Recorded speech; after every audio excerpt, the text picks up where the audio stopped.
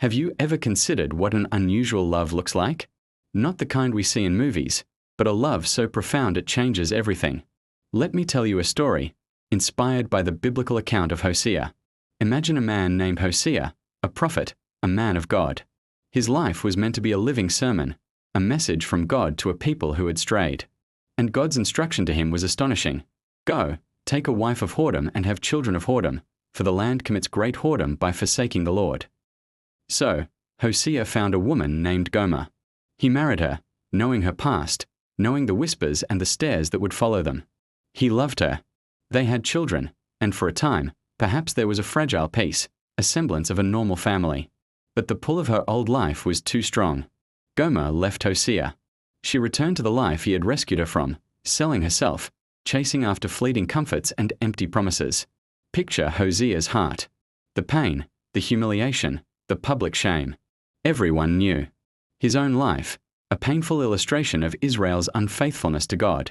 He could have walked away. No one would have blamed him. He had every right to be angry, to feel betrayed, to just let her go. But then, God spoke to Hosea again. And the command was even more stunning than the first. Go again, love a woman who is loved by another man, and is an adulteress, even as the Lord loves the children of Israel, though they turn to other gods. So Hosea went.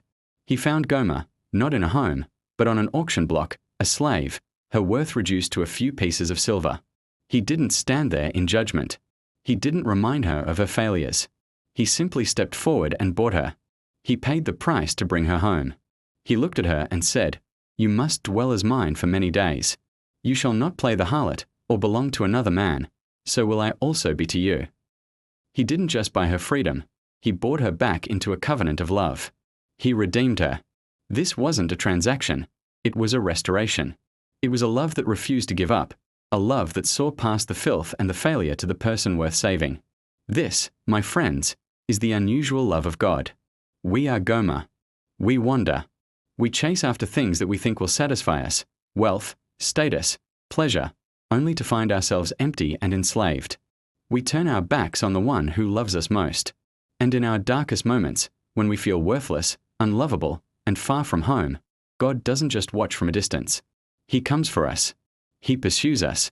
He pays the ultimate price, not with silver or gold, but with the precious blood of His Son, Jesus Christ, on the cross.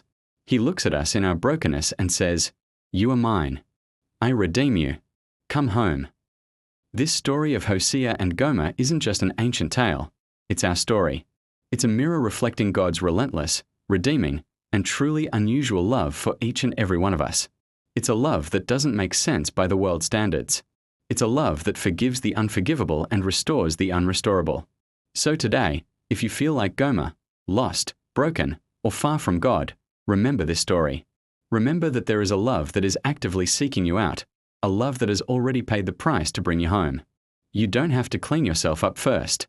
You just have to let yourself be found. Thank you for listening. If this story touched your heart, please like, share, and subscribe for more reflections on God's incredible love. See you next time.